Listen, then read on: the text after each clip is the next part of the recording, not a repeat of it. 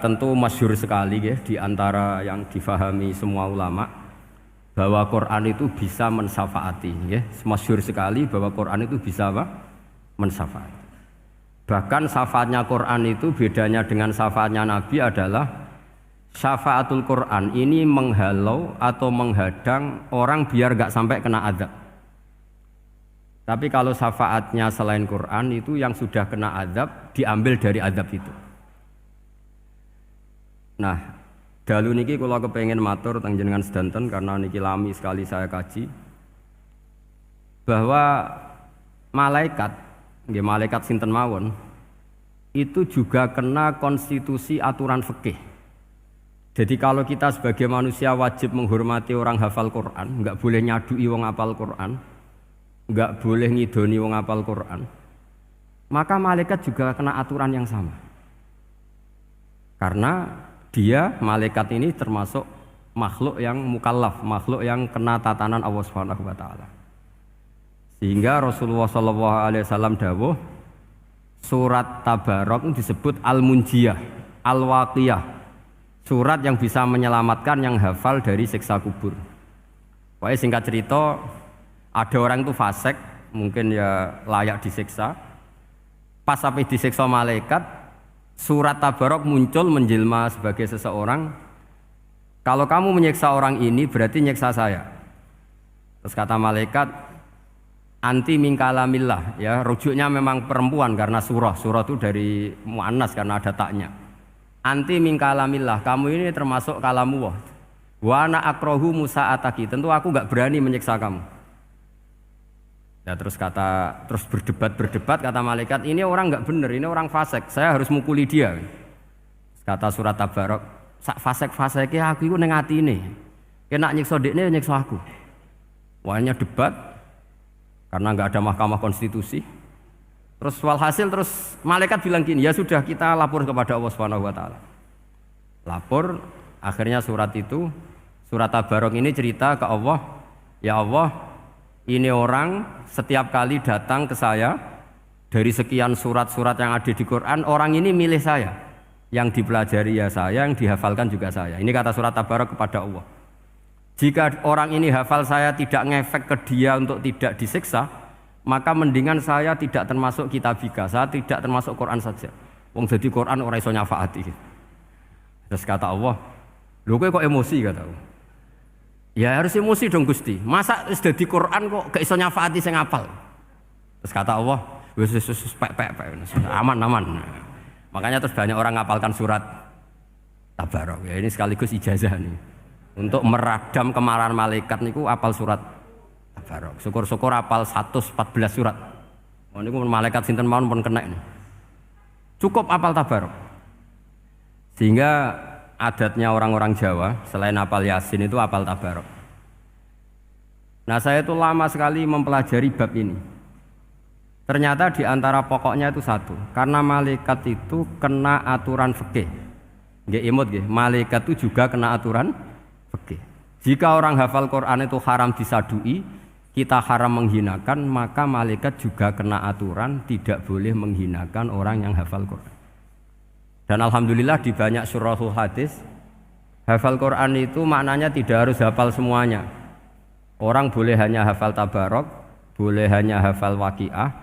Itu kalau kamu hafal betul, surat ini juga bisa berdiri sendiri mensyafaati Anda. Kayak ini surat Tabarok, beliau matur kepada Allah Subhanahu wa taala. Redaksinya gini, inna fulanan amida ilayya min baini kitabika fata'allamani wa ta'alani. Jadi dari sekian surat yang ada di Quran, orang ini selalu milih saya ya Allah. Jadi gampangannya surat Tabarok, wong saya diprioritaskan orang ini kok saya dingin-dingin saja ketika mau jenengan siksa, ini enggak fair. Apa gunanya saya sebagai kalamullah, sebagai kalamuka ya Allah, kemudian tidak ngefek kepada orang ini. Akhirnya walhasil sama Allah surat Tabarok diberi hak syafaat. Makanya akhirnya semua ulama ijma yang bisa mensyafaati itu adalah satu Quran, dua Rasulullah Shallallahu Alaihi Wasallam, ketiga orang-orang soleh dan seterusnya. Tapi yang penting dari ngaji ini adalah bahwa malaikat itu kena konstitusi. Makanya saya punya ijazah untuk jenengan. Malaikat itu bisa diteror, sampean tenang saja. Malaikat itu bisa diteror, bisa dibully. Masyhur itu di cerita Nurul Dhulam karangannya Senawawi. Sayyidina Ali yang mbahnya Habib Ali ini Sayyidina Ali bin Abi Thalib. Ya jadi Rasulullah kita tahu punya menantu yang top alim alamah namanya Sayyidina Ali. Sayyidina Ali ku yang menuso. Jadi dekne ku iseng kepengin roh Umar ku wedi. Mergo mangkel. Wong kok ning donya anggere wong tau disentak iku kepengin roh Umar disentak. Wong sak urip-uripe nyentak. Wong. Walhasil Sayyidina Ali ketika Umar wafat, beliau berdoa, ya Allah saya beri kasaf supaya ngerti Umar sing mletene ngono anggere wong disentaki wani gak nyentak mungkar nakir. Mau itu tok tujuannya. Nah, karena Sayyidina Ali itu orang yang luar biasa, walhasil dituruti mbek pangeran kasaf. Wasaf melihat mungkar nakir datang itu matanya kalkidril wali kayak apa panci yang menganga. Oh seru. Umar baru bangun dari kubur. Sayyidina Ali sebenarnya ingin melihat kalahnya Umar sebetulnya, niatnya itu ingin melihat kalahnya Umar. Ternyata Umar tersinggung, langsung berdiri. Hei malaikat, kamu itu harus punya akhlak. Kamu tahu saya siapa? Saya ini temannya kekasihnya Allah.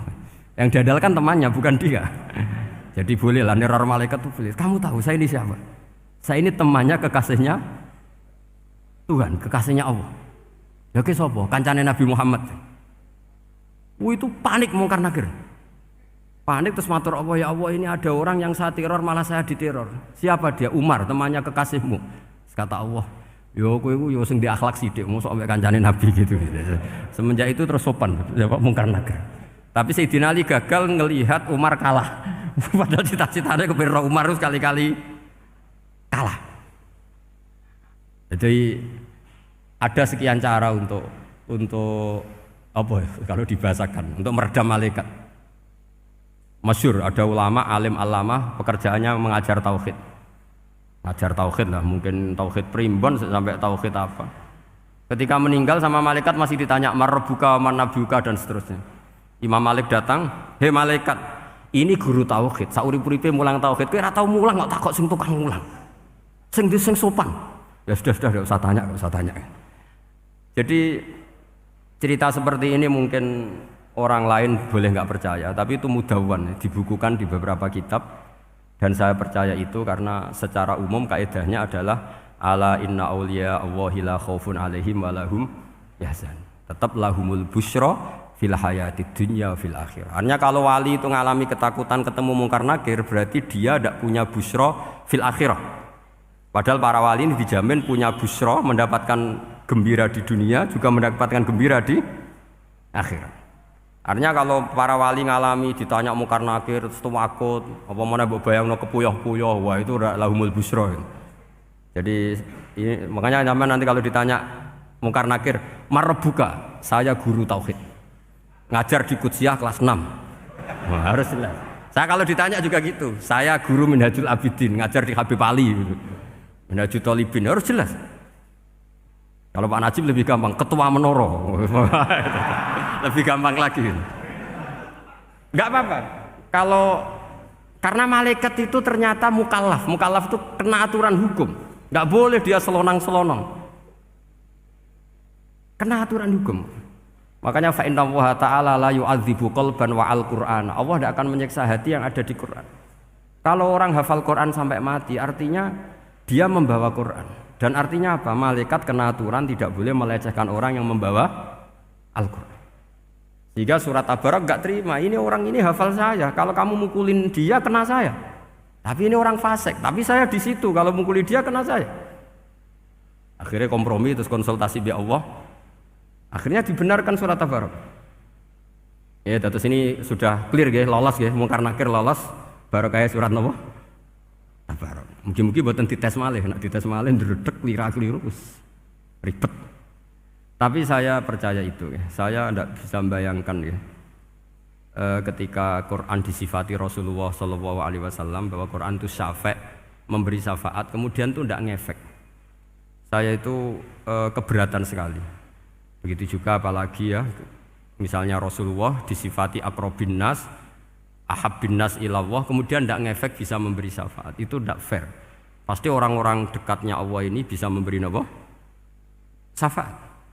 Karena status kedekatannya Rasulullah SAW diantaranya adalah hak memberi apa? Syafaat.